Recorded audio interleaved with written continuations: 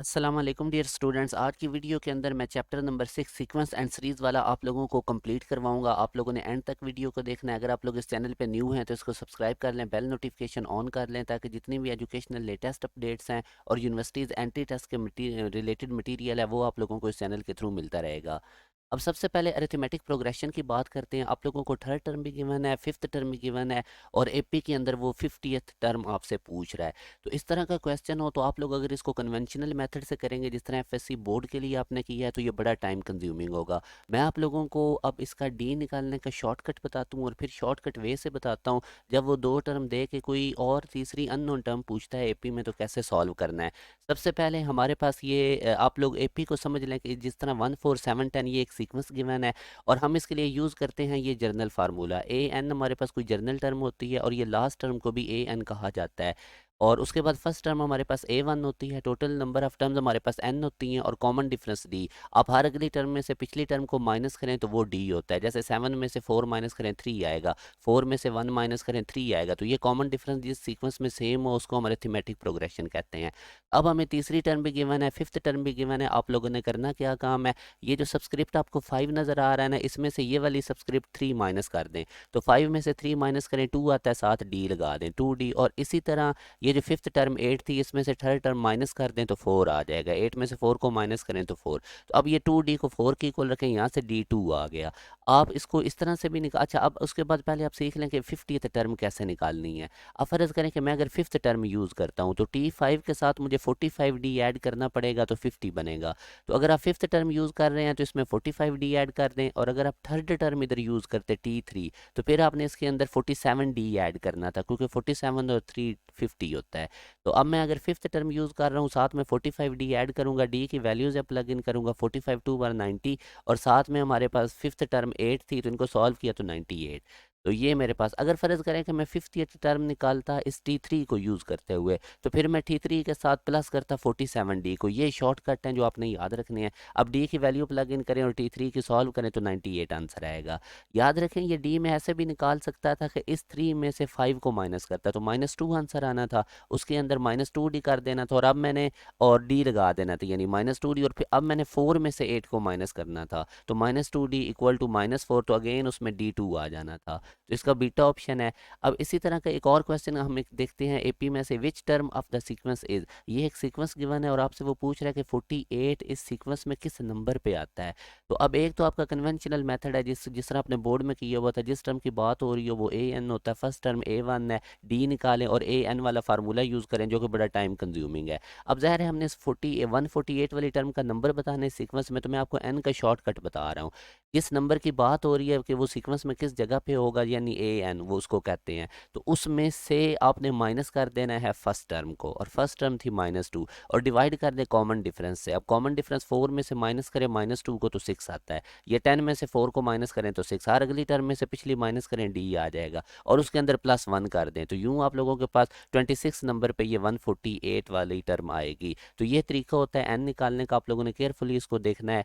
एक और क्वेश्चन अब हम एपी में से करते हैं कि वो 6 अरिथमेटिक मीन्स उसने 2 और 5 के दरमियान बता दी हैं तो फिफ्थ टर्म पूछ रहा है। याद रखें जब भी वो क्वेश्चन में आपको 6 4 5 अरिथमेटिक मीन्स दो नंबर में बता दे और फिर कोई स्पेसिफिक नंबर वाली आपसे अरिथमेटिक मीन पूछता है तो उसका तरीका कर क्या होता है। एक तो ये इसका आपका कन्वेंशनल मेथड है, आप 2 और 5 के दरमियान 6 अरिथमेटिक मीन्स लिखें, फिर आप डी निकालें, फिर आप सॉल्व करें, बड़ा टाइम कंज्यूमेगा, 5-6 MCQs का टाइम लग जाएगा। तो आप लोगों ने ये वाला शॉर्टकट याद रखना है। अब इसके अंदर एम से मुराद वो specific number of arithmetic mean है जिसकी वो बात कर रहा है, इस केस में वो फिफ्थ वाली है। और एन से मुराद total number of arithmetic means है जो गिवन है, जो कि इस केस में 6 गिवन है। अब आप लोगों ने इस फार्मूला के अंदर प्लग इन करनी है वैल्यूज़। ए हमारे पास 2 है, बी हमारे पास 5 है, सिंपल मैंने वैल्यूज़ इनकी प्लग इन की, इसको सॉल्व किया तो मेरे पास जो आंसर आ जाएगा वो 29/7 सी ऑप्शन है। बड़ा केयरफुली आपने इस क्वेश्चन को देखना है। आगे वो कह रहा है sum of 7 arithmetic means between 2 and 12। जब भी वो आपसे sum of 12 sum of 24 arithmetic means between दो गिवन नंबर पूछता है तो आप लोगों ने ये वाला शॉर्टकट यूज़ करना है। N sum of N arithmetic means between A and B, ये फार्मूला होता है a+b/2 को उस अरिथमेटिक मीन्स की तादाद से मल्टीप्लाई कर दें जिनका वो सम पूछ रहा है। तो अभी अब आप देखें कि हमारे पास a कितना था, 2, b कितना था, 12, इनकी वैल्यूज़ प्लग इन करें और 7 अरिथमेटिक मीन्स का सम निकालना है, 7 से मल्टीप्लाई करें तो आंसर 49 आ जाएगा। अब नेक्स्ट क्वेश्चन में हम देखते हैं, ये वाला क्वेश्चन आपकी बुक में भी गिवन है, एन की वैल्यू निकालनी है और ये चीज़ सारी अरिथमेटिक मीन्स है ए और बी के दरमियान। तो आप लोगों ने अब इस चीज़ को अरिथमेटिक मीन ए और बी के दरमियान में इक्वल रख देना है। अब आप अगर इसको कन्वेंशनल मेथड से करेंगे तो टाइम कंज्यूमिंग है, आप लोगों ने सिंपल बैक सॉल्व टेक्निक लगानी है। ऑप्शंस में एन की वैल्यूज़ गिवन है, आप बारी बारी एन की जगह ऑप्शंस को पुट करते जाएं, जिसने left hand side right hand side की इक्वल कर दी वो आंसर होगा। तो ये आप लोगों ने खुद ट्राई करना है। अब नेक्स्ट क्वेश्चन में हम देखते हैं sum of integral multiples of 3 between 4 and 99। 4 और 99 के दरमियान में हमने 3 के इंटीग्रल मल्टीपल्स करने हैं। तो इसमें अब आप लोग देखें कि हमने 4 और 99 के दरमियान ये मैंने 6 के इंटीग्रल मल्टीपल्स लिख लिए, यानी 4 के बाद में मल्टीपल्स ऑफ 3 होता है 6, फिर 9, फिर 12, और 99 से पहले 3 का मल्टीपल होता है 96। तो अब मुझे इन सब की तादाद का नहीं पता कि 4 और 99 के दरमियान 3 के मल्टीपल्स कितने हैं। तो एन निकालने का भी मैंने आपको शॉर्टकट बताया था कि लास्ट वाली टर्म में से फर्स्ट वाली टर्म को माइनस करें, डिवाइड कर दें कॉमन डिफरेंस से, जो कि इस केस में 3 है, अगली टर्म में से पिछली माइनस करें और उसमें +1 करें। तो ये टोटल मेरे पास तादाद आ गई है कि 4 और 99 के अंदर 3 के मल्टीपल 31 है। अब इनका सम निकालना है, तो आप लोग फार्मूला यूज़ करें, ये शॉर्टकट सम का फार्मूला, जब फर्स्ट टर्म और लास्ट टर्म गिवन हो तो हम सम एंड टर्म्स का इस फार्मूला से निकालते हैं, n/2 into A1 plus an। तो अब n की जगह पे 31 पुट करें और A1 हमारे पास फर्स्ट टर्म 6 थी, an हमारे पास 96 थी, इसको सॉल्व करेंगे तो हमारे पास आंसर आ जाएगा 1581। अब नेक्स्ट क्वेश्चन में हम देखते हैं, वो कहता है एक क्लॉक है, जब वो 1 बज जाता है तो एक दफ़ा टन की आवाज़ आती है उसमें से, जब 2 बज जाते हैं तो 2 दफ़ा वो आवाज़ क्लॉक में से आती है टन टन की, 3 जब बज जाते हैं तो 3 दफ़ा वो आवाज़ उस क्लॉक में से आती है, जब 4 बज जाते हैं तो 4 दफ़ा आवाज़ टन टन टन टन की आती है। इसी तरह वो कहता है 12 आवर के अंदर टोटल ये कितनी आवाज़ क्लॉक में से आएगी टन टन की। तो मैंने एक सीक्वेंस बना दिया, जब 1 आवर हुआ, जब 2 आवर हुआ, पर 3 आवर हुआ, जब 4 आवर हुआ, तो ये आवाज़ के मैंने सीक्वेंस बना लिए। अब देखें मैंने टोटल इन तमाम का सम निकालना है कि 12 आवर के अंदर उस क्लॉक में से कितनी दफ़ा आवाज़ आएगी। तो अब आप देखें कि हमारे पास सम का फार्मूला होता है n/2 into A1 plus N. जब भी आपको फर्स्ट टर्म और लास्ट टर्म का पता हो तो एन टर्म्स का सम इससे निकालें। फर्स्ट टर्म 1 है, लास्ट टर्म 12 है, और एन आपको पता है टोटल हमारे पास अभी एस एन हमने निकालना है, तो टोटल एन हमारे पास 12 है, 12 आवर्स की बात हो रही है। तो बस इसके अंदर वैल्यूज़ प्लग इन करें, इसको सॉल्व करें और आंसर 78 आ जाएगा। नेक्स्ट क्वेश्चन में अब देखें, आपको ए एन भी पता है, एस एन भी पता है, A1 निकालनी है। तो अभी हमें रिलेशन का पता था एन टर्म्स के सम का, n/2 A1 प्लस an। इसके अंदर मैं वैल्यूज़ पुट करूंगा, SN की जगह पे Q, A1 as it is, AN की जगह पे P, और अब मैं 2 को लेफ्ट साइड पे भेजूंगा, n को अंदर मल्टीप्लाई कर दूंगा और यहाँ से मैं इसको सेपरेट कर लूँगा A1 को। तो ये मेरे पास आंसर आ गया। अच्छा, एक और क्वेश्चन करते हैं। एस एन गिवन है 2n² माइनस एन की, हमने 8th टर्म निकालनी है। तो इसके लिए याद रखें एस एन माइन अगर आप n टर्म्स के सम में से n-1 टर्म्स का सम माइनस करेंगे तो वो ए एन के इक्वल होता है। अब मैं आपको एक एग्जांपल से समझाता हूँ। फ़र्ज़ करें ये हमारे पास एक AP है, इसके अंदर कॉमन डिफरेंस सेम है 1, 4, 7, 10। आप लोग पहली 2 टर्म का सम करें तो 5 आएगा, पहली 3 टर्म का सम करें तो 12 आएगा। अब आप S3 में से S2 को माइनस कर दें तो वो A3 आएगा। 3 टर्म्स का सम हमारे पास देखें कितना था, पहली 3 को जमा किया था 7, 4, 11, एक 12।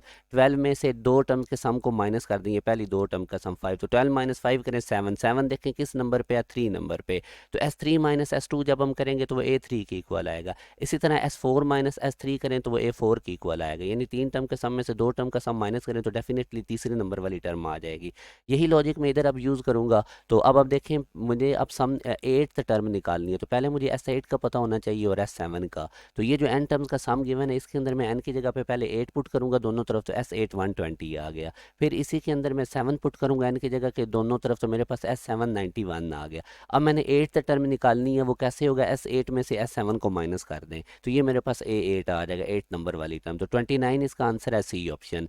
एक और क्वेश्चन हम देखते हैं कि the sum of interior angles of a polygon, ये हमने निकालना है। तो याद रखें जब भी आप लोगों ने इंटीरियर एंगल्स का सम निकालना है तो उसके लिए ये शॉर्टकट होता है, sum of interior angles of a polygon n-2 multiply by 180 degree. n से मुराद होती है नंबर ऑफ साइड। तो यहाँ पे अब आपने 16 साइडेड पॉलीगॉन का इंटीरियर एंगल का सम निकालना है, तो n की जगह 16 लिखे, -2 मल्टीप्लाई बाय 180 करें तो आपके पास आंसर आ जाएगा 2520 डिग्री। ये शॉर्टकट आप लोगों ने याद रखना है।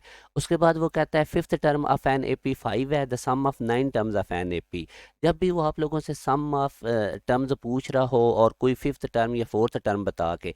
तो ये याद रखें कि जिन टर्म्स का वो सम पूछ रहा है अगर तो वो ऑड है तो फिर आपने सम ऑफ उन ऑड टर्म्स का निकालना है, एन को मल्टीप्लाई कर दें मिडिल टर्म से। और अगर वो आपसे जिन टर्म्स का सम एपी के अंदर पूछ रहा है वो इवन है यानी एन बिलोंग करता है इवन से, तो फिर आपने सम ऑफ एन टर्म्स कैसे निकालना है, एन को मल्टीप्लाई कर दें arithmetic mean of middle term. तो अब इस क्वेश्चन में देखें वो आपसे सम पूछ रहा था 9 टर्म्स का और ये ऑड है और ये पहले वाला केस लगेगा। अब आप देखें एन आपके पास 9 है और अब 9 की अगर आप मिडिल टर्म देखेंगे तो वो 5 आती है। उसकी लेफ्ट साइड पे भी 4 टर्म्स है, राइट साइड पे भी 4 टर्म्स है। तो हमारे पास जो मिडिल टर्म है वो 5 है। अब आप लोगों ने क्या काम करना, उसने फिफ्थ टर्म आपको 5 बता दी है, यानी जो मिडिल टर्म फिफ्थ है एक और 9 टर्म्स की मिडिल टर्म फिफ्थ टर्म है और वो फिफ्थ टर्म उसने आपको बता भी दी है 5 है। अब आप देखें नंबर ऑफ टर्म्स हमारे पास कितनी है 9, तो अब आप लोगों ने नंबर ऑफ टर्म्स को मिडिल टर्म से मल्टीप्लाई कर देना है जो कि 5 है इस केस में, और 9 को 5 से मल्टीप्लाई करेंगे 45 अल्फा ऑप्शन। अब नेक्स्ट अब देखें उसने a n minus three equal to 3n plus 5 बताया हुआ है, वो आपसे nth टर्म इसकी पूछ रहा है। ये 6.2 के एक्सरसाइज का क्वेश्चन है और ये पास्ट पेपर में काफ़ी दफ़ा आया हुआ है। अब देखें ये ए एन माइनस थ्री है, आप लोगों को ए एन चाहिए तो आप दोनों तरफ एन को रिप्लेस कर दें एन प्लस थ्री से। यानी अगर लिखा होता ना इधर एन प्लस थ्री और आपने nth टर्म निकालनी होती तो फिर आपने दोनों तरफ एन को रिप्लेस कर देना था एन माइनस थ्री से। अब क्योंकि यहाँ पे माइनस थ्री है तो इसको ख़त्म करने के लिए आप एन को रिप्लेस कर देंगे दोनों तरफ एन प्लस थ्री से। तो यही काम हमने किया, हमने दोनों तरफ एन को रिप्लेस कर दिया एन प्लस थ्री से। इधर आपने एन प्लस थ्री जब लिखना है तो ब्रैकेट डाल के लिखना है क्योंकि ये थ्री दोनों से अंदर मल्टीप्लाई होगा। ये माइनस थ्री प्लस थ्री से कट जाएगा, इसको आप सॉल्व करेंगे तो हमारे पास nth टर्म 3n प्लस 14 आ जाएगी। और इसी तरह एक और क्वेश्चन करते हैं, sum of 15 terms of an AP whose last term is 49 and 3 consecutive terms. ये क्वेश्चन अब आप लोगों ने करना है, सम ऑफ 15 टर्म्स आपने निकालना है, लास्ट टर्म उसने बता दी और 3 कंसेक्टिव टर्म उसने एपी की बताई हुई है। तो ये क्वेश्चन आप लोगों ने सॉल्व करना है। इसका आंसर मैं आपको बता देता हूँ, करना आप लोगों ने ये खुद है। उसके बाद नेक्स्ट आ जाता है ज्योमेट्रिक प्रोग्रेशन। इसमें भी अब उसी तरह जिस तरह मैंने एपी का शॉर्टकट बताया था अब इसका बताता हूँ। फोर्थ टर्म आपको गिवन है, सेवन्थ टर्म आपको गिवन है और आपने कोई और थर्ड टर्म यानी ए 10 निकालनी है। तो इसका शॉर्टकट क्या है, अब पहले एपी जीपी को आप समझ लें कि आप लोग हर अगली टर्म में से पिछली टर्म को डिवाइड करेंगे तो आंसर सेम आएगा। 6 को 3 से डिवाइड करें 2 आता है, 12 को 6 के करें 2 आता है, 24 को 12 से करें 2 आता है। या आप 2 से हर टर्म को मल्टीप्लाई करते जाएं तो नेक्स्ट टर्म आती जाएगी। ये हमारे पास जीपी होता है और ये इसका जर्नल फार्मूला है। अब मैं आपको इसका शॉर्टकट बताता हूँ। A4 आपको गिवन है 24, A7 आपको गिवन है 192। अब आप लोगों ने आर का शॉर्टकट क्या याद रखना है, अगर मैं 7 से 4 को माइनस करूँ तो आंसर 3 आता है, तो वो 3 आर की पावर बना दें। और इसी तरह आप ये जो 7 टर्म 192 है इसको 4 टर्म से डिवाइड कर दें। तो आप 192 को 24 से डिवाइड करें, इसको थोड़ा सा सिंप्लीफाइड करें, दोनों तरफ 1/3 पावर लें तो R2 आएगा। तो ये R2 शॉर्टकट मैंने आपको बताया। अब A10 आपने निकालनी है तो आप इस A7 अगर यूज़ करते हैं तो इसको मल्टीप्लाई कर दें R क्यूब से, क्योंकि 7 और 3 10 होता है, 10th टर्म हमने निकालनी थी। इनकी वैल्यूज़ प्लग इन करें तो आंसर आ जाएगा। अगर आप लोगों ने 10th टर्म निकालनी है इस A4 को यूज़ करते हो तो A4 लेंगे तो R की पावर 6 से आप इसको मल्टीप्लाई करेंगे क्योंकि 6 और 4 10 होते हैं, इनके अंदर वैल्यूज़ प्लग इन करें तो आंसर वही आएगा 1536। तो R आप ऐसे भी निकाल सकते थे कि अगर आप 4 में से 7 को माइनस करते तो -3 आना था, फिर आपने 24 को 192 से डिवाइड कर देना था। तो ये आप लोगों को मैंने एक शॉर्टकट बताया है। याद रखें अगर 4 टर्म्स जीपी में हो या 5 टर्म जीपी में हो, मैं 6 टर्म जीपी में हो, अगर उनका रेसिप्रोकल करें तो वो तब भी जीपी में रहती हैं। उसके बाद हम ज्योमेट्रिक मीन में देखते हैं, अगर हमारे पास ए और बी दो नंबर हैं और जी इनके दरमियान ज्योमेट्रिक मीन है तो आप इनकी कॉमन रेशियो लें, जी को ए पे डिवाइड करें ये इक्वल होगा बी ओवर जी के, इनको क्रॉस मल्टीप्लाई करें रूट लें तो ज्योमेट्रिक मीन का ये फार्मूला आपने याद रखना, plus minus A B root. अब 4 ज्योमेट्रिक मीन्स हमने निकालनी है 3 और 96 के दरमियान, तो आपने इसको किस तरह से सॉल्व करना है, 3 और 96 लिख लेने हैं जिनके दरमियान में 4 ज्योमेट्रिक मीन्स निकालनी है। और ऑप्शंस के अंदर उसने ये ज्योमेट्रिक मीन्स बताई हुई हैं, आपने 6 18 36 72, ये पहले ए ऑप्शन को देखते हैं। 3 और 96 के दरमियान ये 4 ज्योमेट्रिक मीन आप लिख लें। अब आप लोग चेक करें कि कॉमन रेशियो सेम आ रही है या नहीं, तो आप 6 को 3 पे डिवाइड करें 2 आएगा, मगर जब आप 18 को 6 पे डिवाइड करें तो 3 आएगा, इसका मतलब ये ऑप्शन नहीं है। अब आप बीटा ऑप्शन को चेक करते हैं, अगेन उसी तरह 3 और 96 के दरमियान ये 4 ज्योमेट्रिक मीन्स लिख लें और कॉमन रेशियो चेक करें। आप हर अगली टर्म को पिछली पे डिवाइड करें तो आंसर सेम आता जाएगा, 2 आता जाएगा, तो यूँ इसका बीटा ऑप्शन ठीक है। इस टेक्निक से आपने 4 ज्योमेट्रिक मीन्स या जितनी भी वो ज्योमेट्रिक मीन्स कहता है दो नंबर के दरमियान वो आपने ऐसे निकालनी है। अब एक और क्वेश्चन हम अब देखते हैं, G1 G2 G3 G4, वो कहता है 4 रियल ज्योमेट्रिक मीन्स है बिटवीन 3 एंड 96, और तीसरे नंबर वाली ज्योमेट्रिक मीन पूछ रहा है। तो इसी तरह का हम एक एपी में भी क्वेश्चन करके आए जब वो स्पेसिफिक नंबर ऑफ हमसे अरिथमेटिक मीन पूछता था, तो specific number of geometric mean के लिए भी वही तरीका होगा। आप 3 और 96 के दरमियान 4 ज्योमेट्रिक मीन जैसे कि अभी मैंने लिखी हैं, तो ये आप लोगों ने फार्मूला याद रखना है। जब भी वो कोई specific number of geometric mean पूछता है m, तो आप लोगों ने a इंटू बी ओवर ए और सारे की power m over n plus 1, n से मेरा total number of geometric geometric means हैं। तो बस अब आप इसके अंदर वैल्यूज़ पुट करें। ये जो नंबर गिवन होते हैं ना, जिनके दरमियान उसने ज्योमेट्रिक मीन्स गिवन होती है 3 और 96, ये हमारे पास पहला ए होता है, दूसरा बी होता है। और बस इस और एन हमारे पास कितना था, वो 4 रियल ज्योमेट्रिक मीन्स की बात कर रहा था, और स्पेसिफिक नंबर वाली वो 3 पूछ रहा, तो एम की जगह 3। तो बस मैं इनकी वैल्यूज़ प्लग इन करूँगा, सॉल्व करूँगा, और मेरे पास जो आंसर आएगा वो आ जाएगा 24, इसका सी ऑप्शन। अब वो इसमें कह रहा है cube roots of product of 3 geometric means between 2 and 32। तो इसमें याद रखें, जब भी आपने cube roots of product of N geometric means निकालने हो तो वो ए बी रूट के इक्वल होते हैं। तो यहाँ पे अब वो cube roots of product of 3 geometric means कह रहा था 2 एंड 32 के दरमियान, तो वो भी ए बी रूट के इक्वल होंगे। ए की जगह पे 2 लिखें, बी की जगह 32 लिखें, और इसका रूट लें, सॉल्व करें, 8 आंसर आ जाएगा। अगर वो आपको कह देता cube roots of product of 5 geometric means, तो वो भी ए बी रूट के इक्वल होने थे। तो ये ट्रिक आपने याद रखना है। अब इसी तरह ये वो क्वेश्चन है एन की वैल्यू निकालने का, मगर ये ज्योमेट्रिक मीन के अंदर से कि ये चीज़ ज्योमेट्रिक मीन है ए और बी के दरमियान। तो अब इस चीज़ को ज्योमेट्रिक मीन ए बी के इक्वल रखें, और वहाँ से उसी तरह बैक सॉल्व टेक्निक लगाएं। आप लोग ये ऑप्शंस बारी बारी एन की जगह पे पुट करते जाएं, जिसने left hand side right hand side की इक्वल कर दी वो राइट आंसर होगा। या फिर डायरेक्टली आप ए पी जी पी और एच पी में जो एन की वैल्यू वाला क्वेश्चन है, इनकी वैल्यूज़ याद रख लें। ये अब आप लोगों ने खुद सॉल्व करना है, आंसर मैंने बता दिया है। अब sum of indicated terms of a GP इसको हम ज्योमेट्रिक सीरीज कहते हैं, और sum of n terms of geometric series का फार्मूला, अब ये देख लें, मैंने एक ज्योमेट्रिक सीरीज लिखी है। ये फर्स्ट टर्म आर से मल्टीप्लाई किया, फर्स्ट टर्म को सेकंड टर्म आ गई, आर से मल्टीप्लाई किया, थर्ड टर्म आ गई, and so on so fourth. और अगर हमारे पास आर लेस देन 1 होगा तो एक ये अपने सम का फार्मूला पड़ा हुआ है, और आर ग्रेटर देन अगर 1 हो तो ज्योमेट्रिक सीरीज का सम निकालने का ये वाला फार्मूला। ग्रेटर देन आर 1 होगा तो आर 1 में से आर की पावर एन में से -1 करेंगे, और नीचे भी आर -1 से डिवाइड करेंगे। और अगर आर लेस देन 1 होगा तो 1 में से माइनस करेंगे आर की पावर एन को, और डिवाइड भी करेंगे 1 माइनस आर से। अब जैसे ये क्वेश्चन है सम ऑफ द सीरीज, आप लोगों को उसने एक सीरीज बता दिया जीपी की, 12 टर्म्स का सम निकालना है। A1 हमारे पास 1 है, आर कैसे निकलेगा, -2 को 1 पे डिवाइड कर दें, एन 12 है, इसको यूज़ करते हुए आप लोग फार्मूला लगाएं। और अगर आप इसका आर देखेंगे तो लेस देन 1 है, क्योंकि -2 को 1 से डिवाइड करें तो -2 आता है, या 4 को -2 से डिवाइड करें, हर अगली टर्म को पिछली पे डिवाइड करें, -2 आएगा जो कि लेस देन 1 है। तो ये वाला फार्मूला लगा के आप लोगों ने कैलकुलेशन कर लेनी है, इसका सी ऑप्शन आएगा। अब नेक्स्ट हमने सम ऑफ इनफाइनाइट ज्योमेट्रिक सीरीज निकालना है। हमारे पास इस तरह से एक ज्योमेट्रिक सीरीज है, एन टर्म्स के सम का फार्मूला हमें पता है। अब आप लोग देखें, अगर हमारे पास आर लेस देन 1 और एन इन्फिनिटी को अप्रोच कर जाए तो आर एन 0 हो जाएगा। अब आप लेस देन 1 कोई नंबर ले लें, जैसे 1/2 है, ऊपर उसकी पावर एन इन्फिनिटी करें, तो 1/2 की जब पावर इन्फिनिटी होगी, ऊपर नोमिनेटर में 1 की पावर इन्फिनिटी, वो 1 नहीं रहेगा, 1 की जो भी पावर हो। नीचे जब 2 की पावर इन्फिनिटी करेंगे तो वो अनडिफाइंड हो जाएगा, तो 1/इन्फिनिटी आंसर 0 होता है, तो यूँ आर की पावर एन 0 को अप्रोच करेगा। तो अब आप लोगों का ये जो फार्मूला है, इसमें आर की पावर एन अगर 0 हो जाता है तो A1 1 से मल्टीप्लाई होकर ऊपर A1 नीचे 1 माइनस आर, तो एन टर्म्स के सम का फार्मूला A1/1 माइनस आर आ जाएगा अगर हमारे पास एन इन्फिनिटी को अप्रोच कर दे। तो इसलिए हम इसको एस इन्फिनिटी का फार्मूला ये याद रखें। तो अगर हमारे पास अनडिफाइंड नंबर ऑफ टर्म्स है और हम उनका सम एक यूनिक नंबर निकाल लेते हैं, तो उसको हम कहते हैं कन्वर्जेंट सीरीज। इसी तरह अगर आर हमारे पास ग्रेटर देन 1 होगा, एन इन्फिनिटी को अप्रोच करे, तो डेफिनेटली आर की पावर एन भी इन्फिनिटी हो जाएगा। अब 1 से ग्रेटर जैसे आप 3 की पावर इन्फिनिटी करते हैं तो इन्फिनिटी आंसर आएगा। तो अब आप इस फार्मूला में देखें, अगर आप आर की पावर एन की जगह इन्फिनिटी लिख देते हैं तो सारा आंसर इन्फिनिटी हो जाएगा। तो अब हमारे पास एक यूनिक नंबर आंसर नहीं आया, तो हम कहते हैं कि ये जो सीरीज है ये डाइवर्जेंट सीरीज है, जब आर 1 से ग्रेटर होगा और एन इन्फिनिटी को अप्रोच करे। कन्वर्जेंट सीरीज कब होगी, जब आर लेस देन 1 होगा और एन इन्फिनिटी को अप्रोच कर रहा हो। अगर हमारे पास आर 1 हो जाए, एन इन्फिनिटी को अप्रोच करे, तो आर की जगह पे आप 1 लिखें, इधर भी 1 लिखें, इधर भी 1 लिखें, तो अब आप देख सकते हैं कि जब हम इधर ये हमारे पास कुछ इस पैटर्न पे फिर सीक्वेंस बनेगा, A1 plus A1 plus A1 plus A1, ये चलता जाएगा अप टू इन्फिनिटी। तो इसका मतलब ये कि फिर भी S N does not tend to a limit, हमारे पास एस एन टर्म्स का सम नहीं आएगा। अगर आर 1 की इक्वल और एन इन्फिनिटी को अप्रोच करे तो फिर भी हम इसको कहेंगे कि ये डाइवर्जेंट सीरीज है। हाँ, अगर हमारे पास आर की पावर -1 हो, तो अगर इस सीक्वेंस में इधर आर की पावर -1 लिखते हैं, ऊपर पावर 1, फिर इधर आर की जगह -1 लिखेंगे, ऊपर स्क्वायर, तो जो इवन पावर्स होंगी वहाँ पे -1 प्लस 1 हो जाएगा, और ऑड पावर्स के ऊपर ये -1 रहेगा। तो अब अगर हमारे पास number of terms n odd हैं, तो फिर हमारे पास सीक्वेंस क्या काम, और अगर हमारे पास एन जो हो ये इवन हो, तो अब आप देख सकते हैं कि अगर आप लोगों के पास एस एन 0 हो जाएगा, अगर आप लोगों के पास नंबर ऑफ टर्म्स इवन है, तो उस केस में क्या काम होगा कि ये सारे कट जाएंगे। और अगर आप लोगों के पास नंबर ऑफ टर्म्स ऑड हैं, तो फिर आप लोगों के पास जो एस एन है वो A1 की इक्वल हो जाएगा। तो ये आप लोगों ने याद रखना है इस सीरीज़ के अंदर से। और इस तरह की सीरीज़ का एक ख़ास नाम है, उसको हम ऑसिलेटरी सीरीज़ कहते हैं।